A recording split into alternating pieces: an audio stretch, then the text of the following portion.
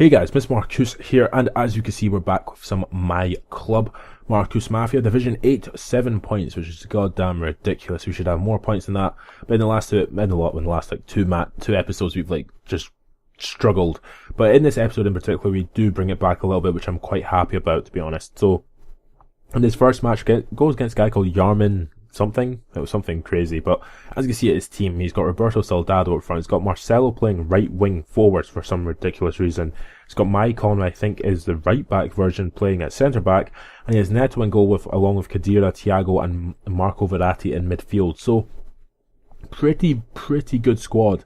But as you can see there, well, you might have seen it actually. I was playing Jack Cork in defence midfield, the former Southampton player now, I think, of Swansea City, and it's really weird playing him in midfield because I sort of figured out that playing two defensive midfielders, one of them has to be relatively quite quick, and that's why I was having so much success earlier on in this season, because earlier on in this MyClub series, because I was playing Marquisio, of course, next to Rabio, and it was working like just a charm, because Marquisio would be able to run all over the place and Rabio would just stand still and sort of just soak up all the defense. So it was really weird playing with this, and it actually worked out really well playing Jack Cork.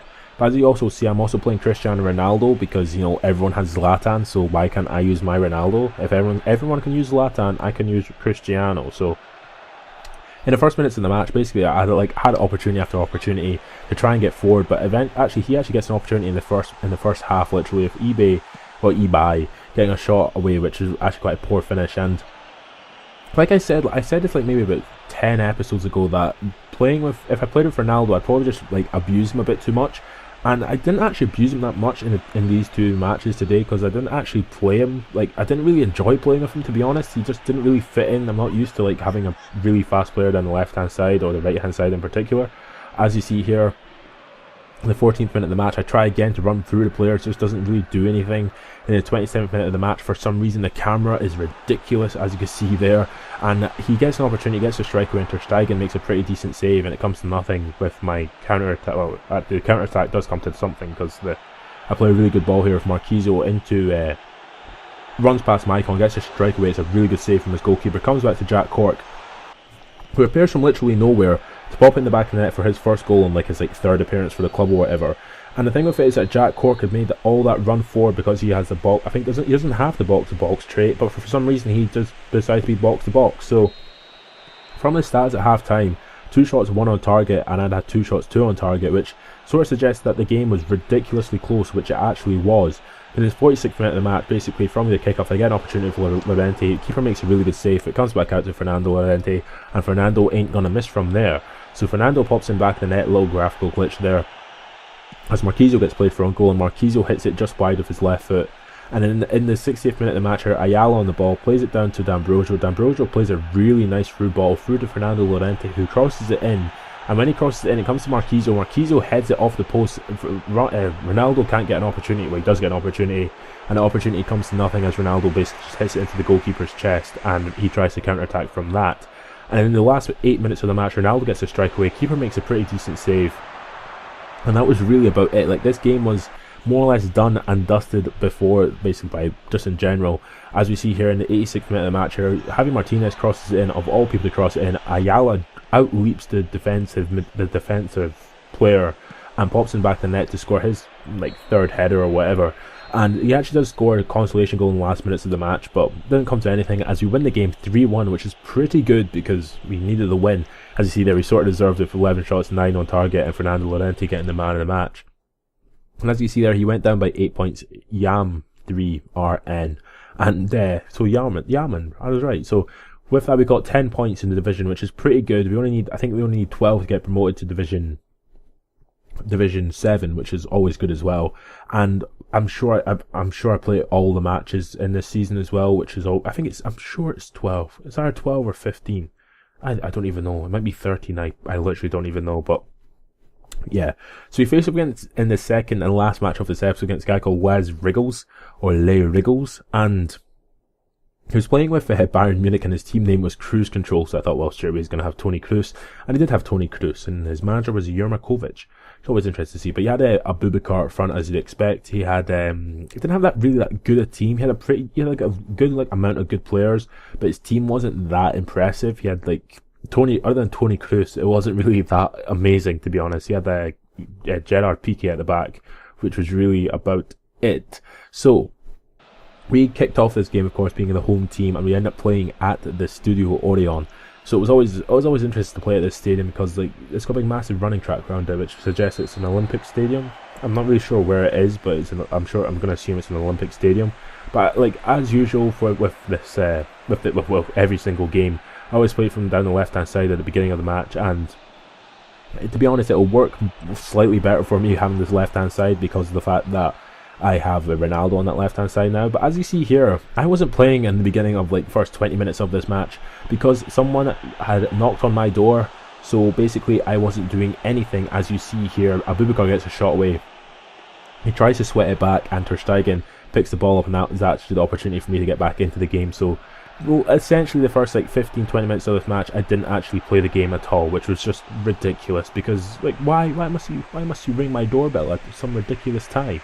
Hey, like, this was like at like 12 o'clock in the afternoon, but yeah. So in the first minute, basically when I actually got the opportunity to come back into this match, I see here Ayala through on goal. He runs past Doria completely. I get an opportunity and I ping it wide because I'm just so goddamn bad. No, it's because Ayala just can't finish with his left foot.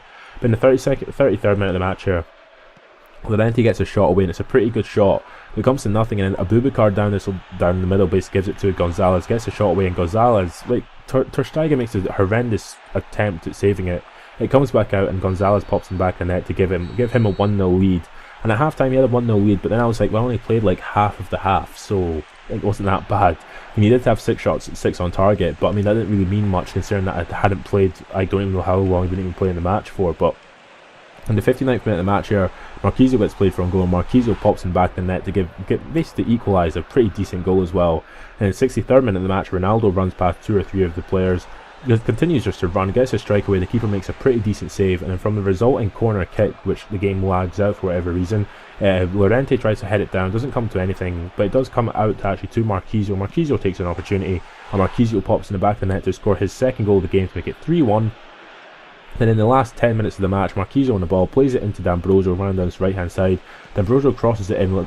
Ronaldo like chests it down, and Marquisio for whatever reason just gets in his way to make him score his goal in his return, because I don't think he's even scored a goal yet. That's how like just horrendous I always am with Cristiano Ronaldo.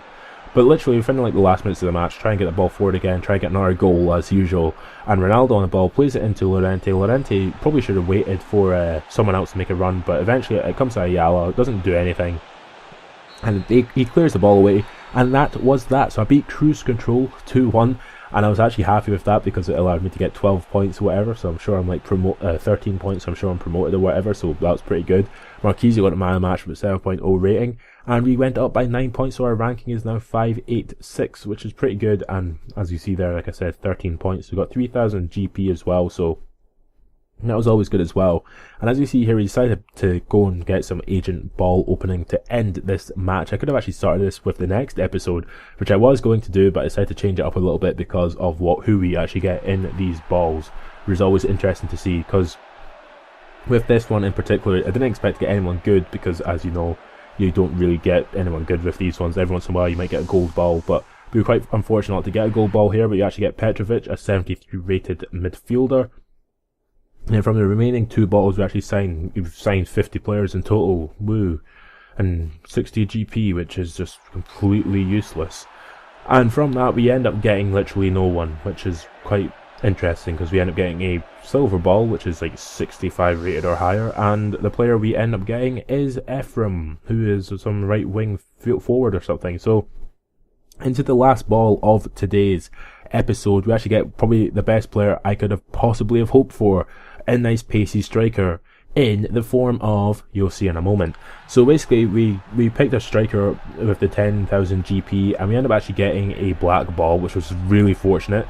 And I was like, oh my god, black ball. Looked at him, I was like, oh, he's a black guy, so he's probably quite good. Looked at him, he's got a real face. And who is that? Oh, it's Daniel goddamn Sturridge. So he's going to replace Llorente up front, and you'll see him in the next episode. So if you have enjoyed this video, subscribe to my channel for more, and catch you later.